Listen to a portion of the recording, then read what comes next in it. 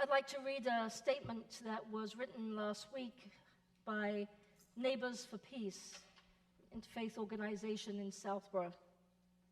The heading, Neighbors for Peace condemns terrorism committed by Hamas. This past weekend, the Palestinian terrorist organization Hamas, which espouses destruction of Israel as a core tenet, engaged in horrific violence against the people of Israel.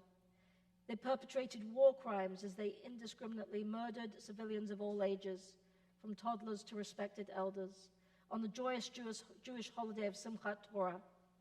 Hamas took some, they said 150 hostages, we now know it's more like 200, and continues to lob rockets haphazardly into Israel with the desire to cause terror and to maim and kill. We at Southborough Neighbors for Peace, who are from a number of different faiths, unequivocally denounce these acts. As Israel responds to the Hamas attacks, more lives are being lost on both sides of the Israel-Gaza border. Hamas hides among innocent Palestinian civilians who cannot leave the Gaza Strip, and who now have no access to food, water, or electricity as Israel's government implements a siege in the fight against Hamas. Each one who dies, Israeli, Palestinian, and those of other nationalities caught up in the crossfire, is a loss for all of us. Each person on our planet bears unique gifts that can help all of us move toward a better life. When this gets twisted, when other persons are seen only as animals incapable of any good, peace is hard to find.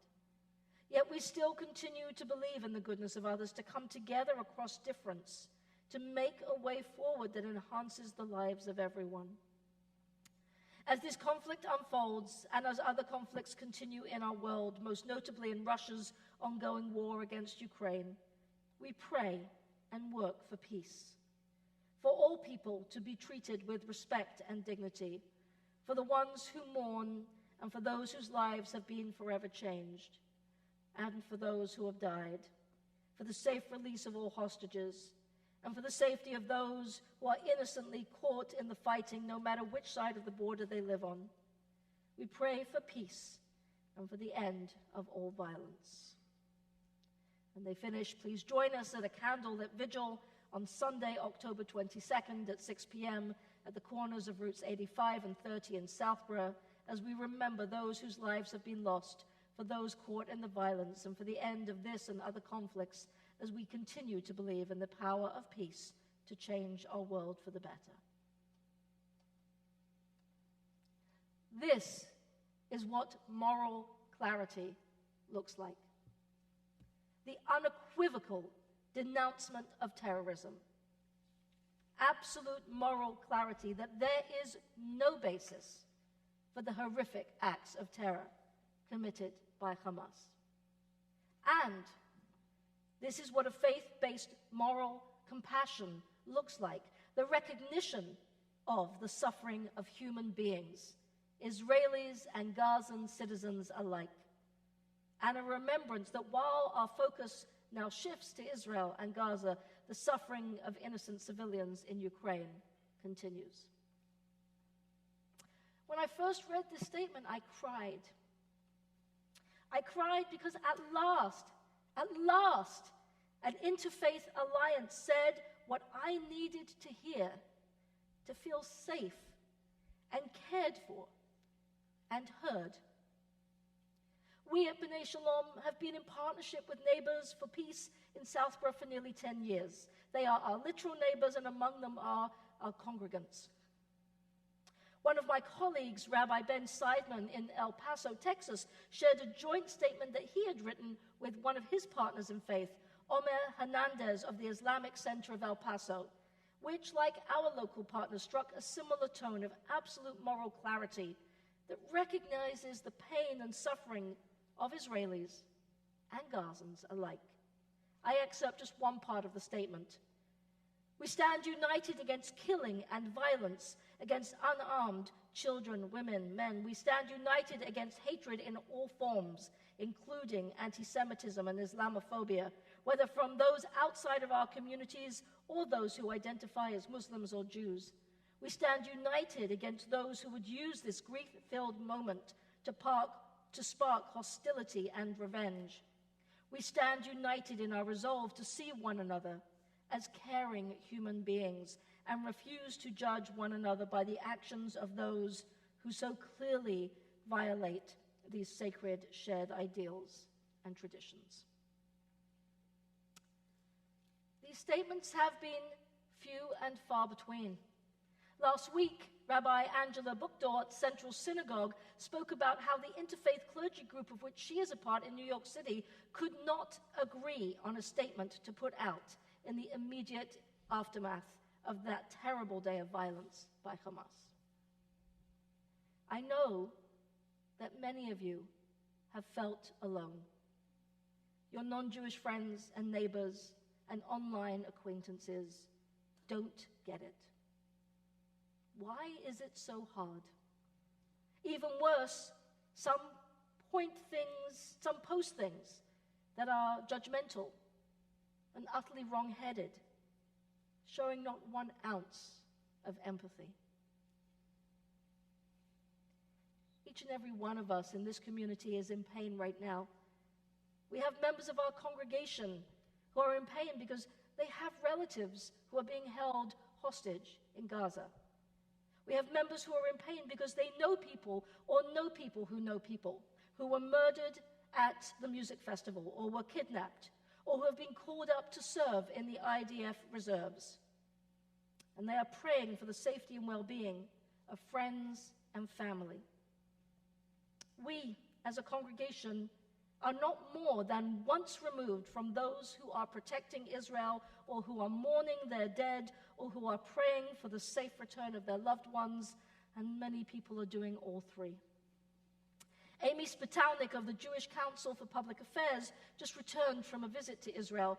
Meeting with survivors of the terror attack, she wrote, "Imagine the grief and the pain of surviving a massacre, losing countless family and friends, fighting for the return of those taken hostage, and then being told by some that your grief and pain don't matter, or worse, is somehow justified, because they don't like the actions of your government."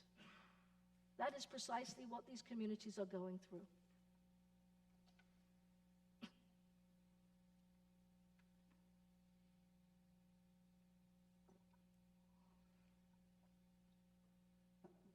I know how much it hurts when folks say things or post on social media words that don't recognize the grief and the pain that we are feeling. And when it comes from Jewish groups, it hurts even more. The lack of empathy and the lack of morality expressed is not only painful, it makes us feel unsafe.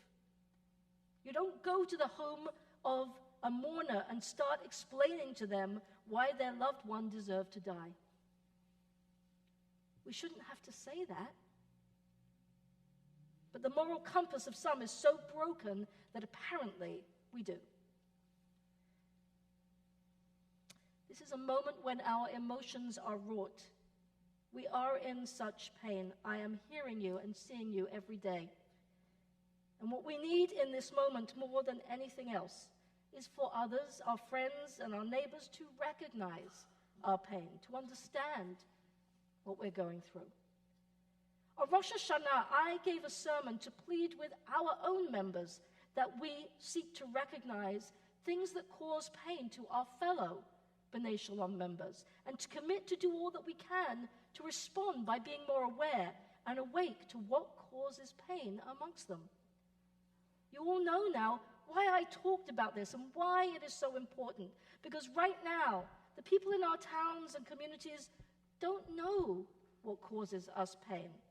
They don't realize what we're going through. And so we feel isolated and alone. Why should we have to explain? And yet, if we want our neighbors to understand, we do have to explain. In some of my local interfaith circles, I have had to explain. And once I explained, they did exactly what I needed of them.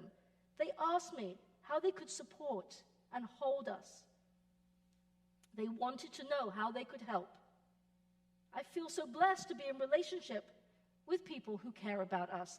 But didn't realize exactly what we were going through at this time until I told them.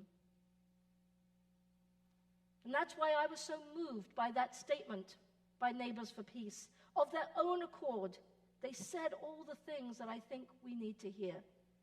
And then I realized something very important for all of us to note at this time. When others acknowledge in truthful, clear language what Hamas did and recognizes our pain, we feel safe in their presence. And when we feel safe, it's easier to say out loud that we also recognize the pain and suffering of others. Let me leave you with some words of wisdom from Rabbi Sharon Cohen-Anisfeld, who's the president of Hebrew College here in Boston, excerpted from an email that she sent out earlier this week. She wrote, "I have no roadmap for this moment, and I am wary of anyone who says they do, but I want to share some thoughts on what I believe this terribly dark hour for our people asks of us. Allow yourself to be lost for words.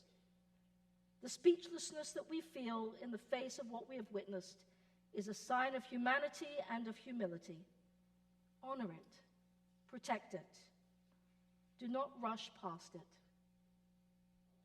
Listen to the moral voice within you that knows there is no context, no intellectual contortion that can possibly justify Hamas's acts of horror. These are acts that deserve nothing but our unequivocal condemnation. Let yourself be uncertain about what Israel should do next in this impossibly painful and frightening moment. I trust every member of this community longs desperately to do what is possible to prevent further suffering and the death of innocent civilians, both Palestinian and Israeli. I hear the same longing from our Israeli friends and family as well. Let us be very, very humble as we share ideas about how best to do so. Beware of facile answers. Do not equate concern for Palestinian suffering and the loss of innocent Palestinian lives with betrayal of the Jewish people. Let us not allow the inhumanity of Hamas to strip us of our basic humanity.